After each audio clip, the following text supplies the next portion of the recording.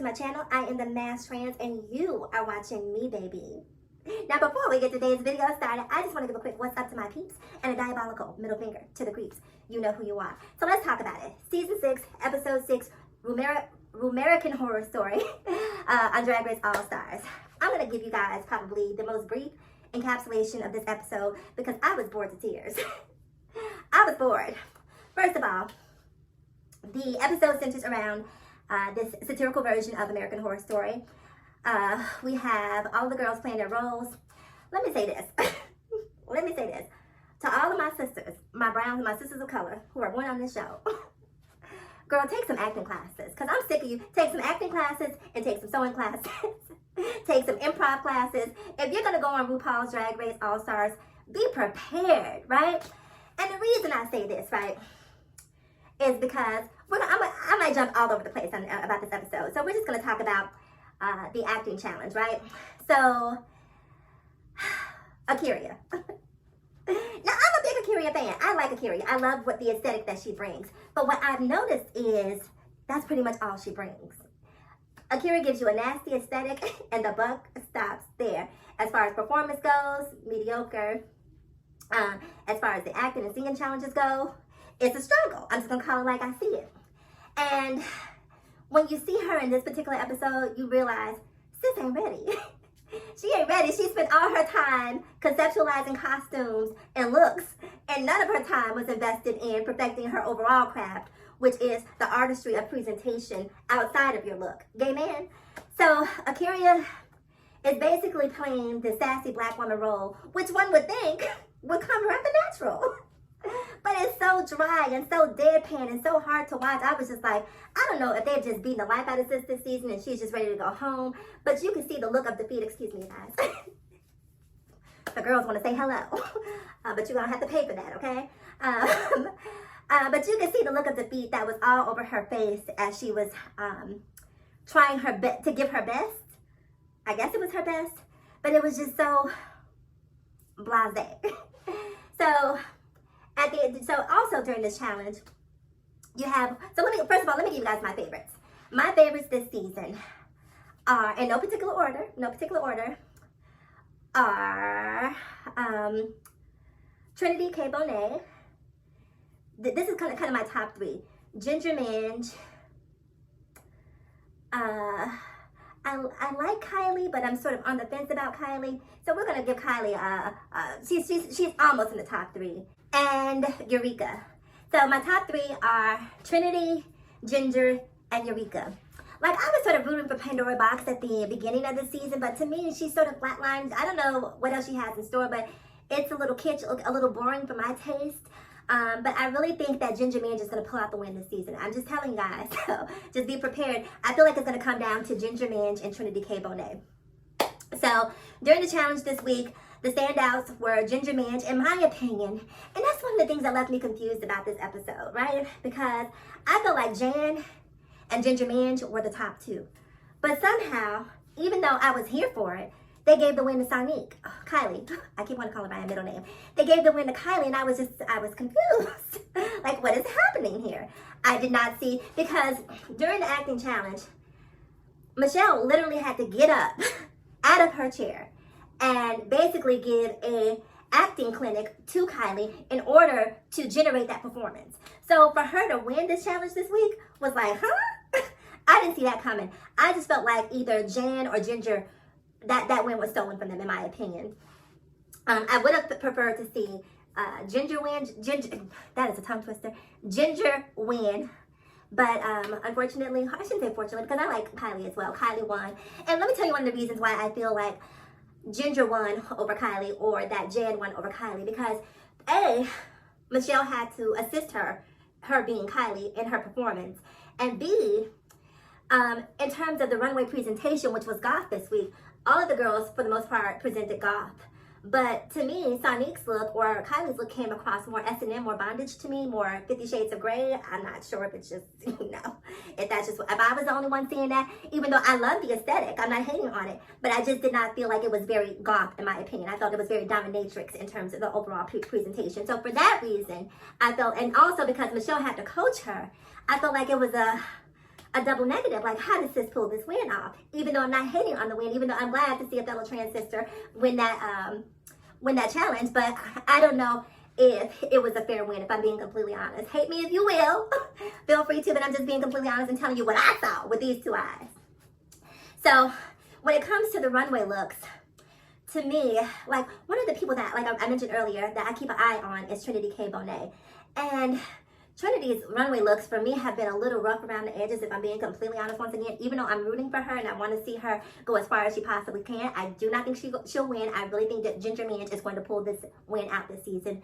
But like the hat, she had all of this fur around this huge bolero hat. Well, I shouldn't say all of this fur, these feathers. And that was my problem, because the feathers just look anorexic. If you're going to have a hat this big, like, the feathers have to be, you know, have to accommodate the size of the hat. And to me, it was a mismatch, because she had like these 99-cent store feathers around this really huge hat, and it just looked very anorexic, in my opinion. I really liked Raja's look. Now, Raja, let's talk about Raja. Well, I liked Raja's runway look. Raja, see, here's the thing. You have three black girls. You have Raja, you have Trinity K. Bonet, and you have Akira. Now, for me, Raja is probably, she's like right there with Sonique, where she's just right on the precipice of breaking into the top 3, in my opinion. I'm a huge Raja fan.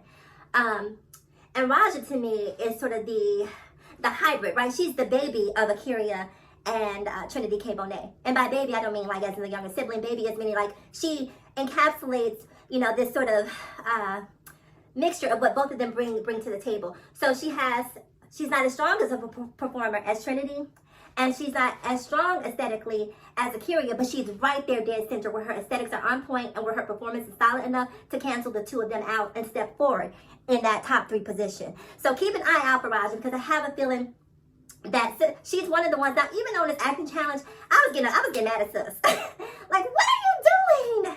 They keep telling her a lisp, sister. It's a lisp. But she keeps doing this sort of Steve Urkel. What did I do? I didn't get it. Oh, sister. And they keep trying to correct her on The Boys, and no matter how many times Michelle and Ross try to correct her and try to get her to find a different accent, sis is just determined to give you this Steve Urkel moment, and it just was not working. So that led to her in the bottom 2, along with Akira. Everyone voted, and it was Akira who went home. Again, I really liked Akira. I still like Akira. I shouldn't say past tense. I'm only saying past tense because she's not on the show anymore. But I really like what she brought to the table aesthetically. But again, I just don't feel like she was one of the strongest performers there. So eventually her time was going to come anyway. But does anyone know what's going on with this whole game within a game thing that's happening? I'm trying to figure it out.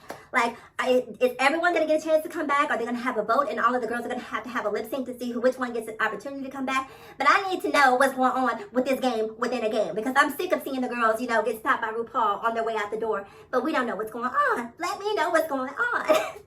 So, since Sonique won the challenge, she got to lip sync against Manila Luzon. RuPaul didn't even have to do. You could have just gave the $10,000 to Kylie. Like, that was one of the sorriest lip syncs.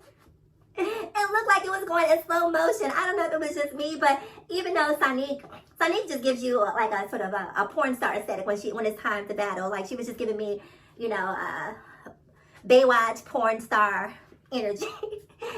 But her performance was definitely leaps, bounds, backflips, handstands, and splits above Manila's performance.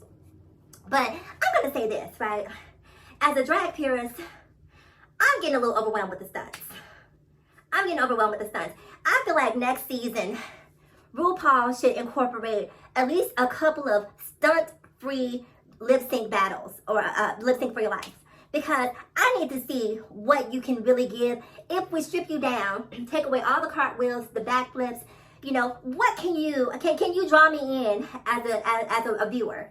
If I'm in the audience, do you have that it thing that makes me stop what I'm doing and say, I need to pay attention to this? Or are you the girl that the kids use for a bathroom break? You know what I mean? Because all of this cartwheeling and backflipping and handstands and duck walking and, you know, and death drops and femme queen dips and what have you, all of that stuff is cool and I'm here for that moment. But it's just like, at a certain point, it just becomes too much.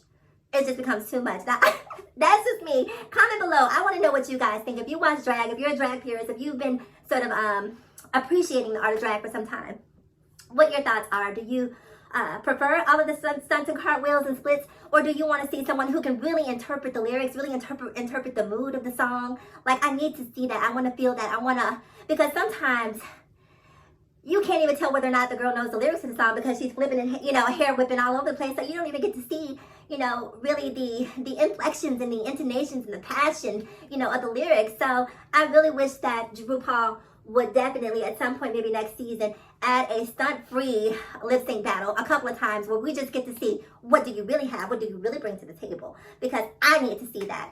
All right, you guys. So Akira went home. Sonique won. That episode was long and drawn out. Was it me, or did they show way too much of the challenge? Like, they showed the entire challenge. Usually you see clips, but I don't know if it was because of COVID or what was happening. But it really felt like they were limited in terms of their film, because they showed us the entire challenge, which isn't something that I can recall them doing very often. But anyhow, please do me a huge favor. Remember to like, comment, subscribe, and share. Also, do me a favor. Let me know who your top 3 are. I told you mine, so I'm sort of teetering with Kylie and Raja. But I have Eureka, I have Trinity, and I have Ginger Minj as my top 3. And then Kylie and Raja are the ones that I'm sort of, I'm still sort of on the fence about. So let me know what your top 3 are for this season. And also remember to comment about what your thoughts are on, sort of removing some of those stunts next season. And let's just see what you can do without those stunts.